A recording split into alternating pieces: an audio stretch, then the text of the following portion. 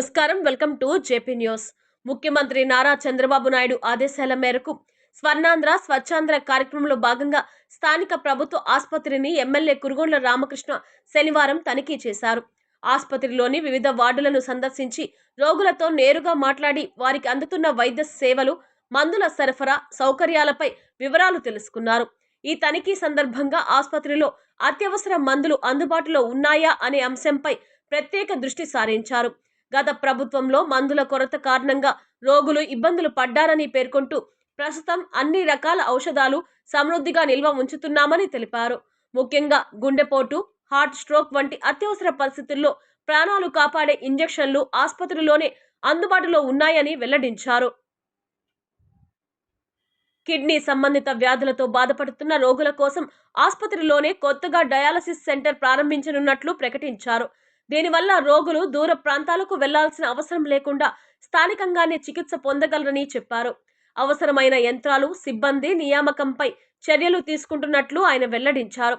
ఆసుపత్రి ప్రాంగణాన్ని పరిశుభ్రంగా ఉంచాలని, రోగులకు ఎటువంటి అసౌకర్యం కలగకుండా సేవలు అందించాలని వైద్య సిబ్బందికి ఖచ్చితమైన ఆదేశాలు జారీ చేసినట్లు తెలిపారు. స్వచ్ఛాంధ్ర లక్ష్యానికి అనుగుణంగా ఆసుపత్రి నిర్వహణలో పారదర్శకత, క్రమశిక్షణ పాటించాలని సూచించారు. పేదలకు కార్పొరేట్ స్థాయి వైద్యాన్ని ప్రభుత్వ ఆసుపత్రిలోనే అందించడమే కూటమి ప్రభుత్వ ప్రధాన లక్ష్యమని పేర్కొన్నారు. ప్రజల ఆరోగ్యమే ప్రభుత్వానికి మొదటి ప్రాధాన్యమని ఎమ్మెల్యే రామకృష్ణ స్పష్టం చేశారు. ఈ కార్యక్రమంలో స్థానిక ప్రజా ప్రతినిధులు, వైద్యులు, అధికారులు తదితరులు పాల్గొన్నారు.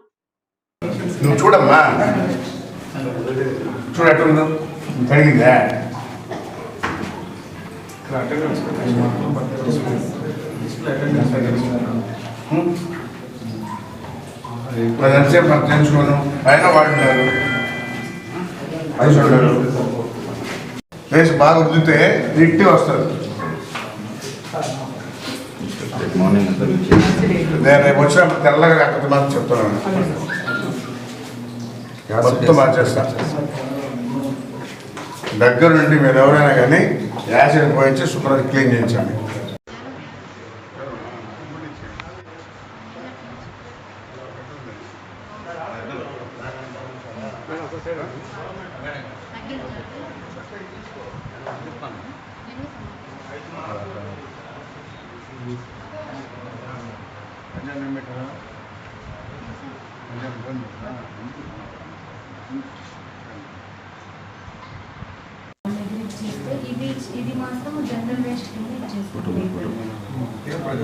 ఎప్పుడు ఇస్తారు?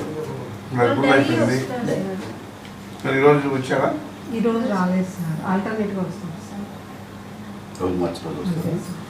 ఇప్పుడు ఏంటంటే నీట్గా క్లీన్గా పెట్టుకోవాలి. ఈ విధంగా ఉండకూడదు. మీరు కూడా చూసుకోవాలా, ఏ రోజు ఆ రోజు క్లీన్ చేయాలా, శుభ్రంగా ఉండాలి. డిసీజ్ వచ్చి ఇంట్లోనే ఇప్పుడు మళ్ళీ క్లీన్ చేస్తాం.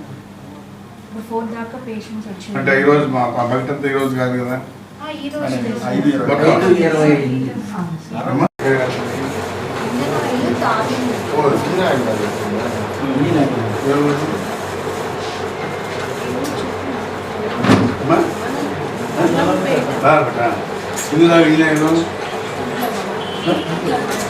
ఇంట్లో పడవనా?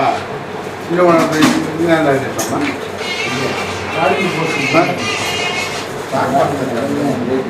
ఎంతమంది పిల్లలు? ముగ్గురా? ఆడుకున్నాను ముగ్గురు పంపానా? ఏమైంది? ఆయన ఏం చేస్తాడు?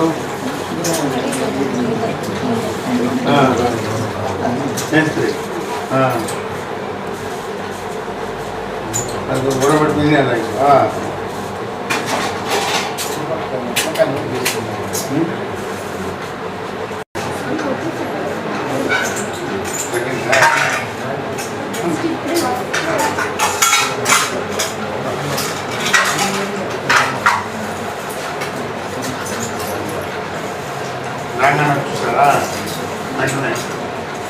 స్వర్ణాంధ్రలో భాగంగా ఈరోజు మన ప్రభుత్వ హాస్పిటల్ తనిఖీ చేయడం జరిగింది.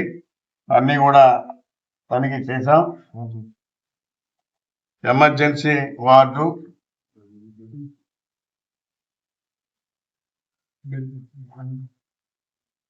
అదేవిధంగా నాయకులు రాక రోగులతో మాట్లాడడం, అదేవిధంగా ఆసుపత్రి పరిశుభ్రత గురించి తనిఖీ చేయడం, అదేవిధంగా శుభ్రత పరిశీలన ప్రభుత్వ ఆదేశాల మేరకు అవన్నీ కూడా చూసి ఇన్స్ట్రక్షన్ ఇవ్వడం జరిగింది.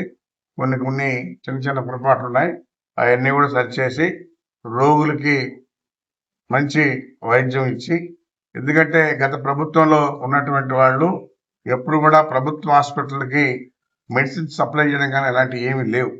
ఈరోజు మన ముఖ్యమంత్రి వర్యులు చంద్రబాబు నాయుడు గారు పేదవాళ్ళకి అన్ని రకాలుగా ఆదుకోవాలనే కాన్సెప్ట్తో వాళ్ళ ఆరోగ్య పరిస్థితి కానీ వాళ్ళ పిల్లల చదువుల విషయంలో కానీ ప్రత్యేక శ్రద్ధ వహించి ఈరోజు చేస్తున్నారు.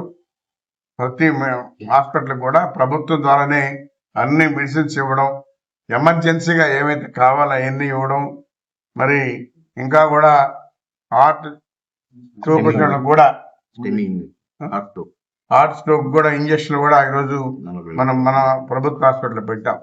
గతంలో లేవు ఎంత, ఎక్కడికో పోయి తిరుపతికో నెల్లూరుకు పంపనేవాళ్ళు, మధ్యలో అక్కడ దాకా పోలేక కూడా కొంతమంది మరణించేవారు.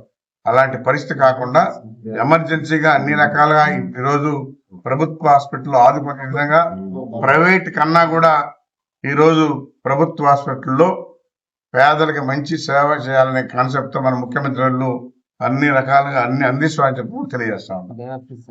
అదేవిధంగా అది కూడా త్వరలోనే పెట్టి ప్రారంభించబోతాం.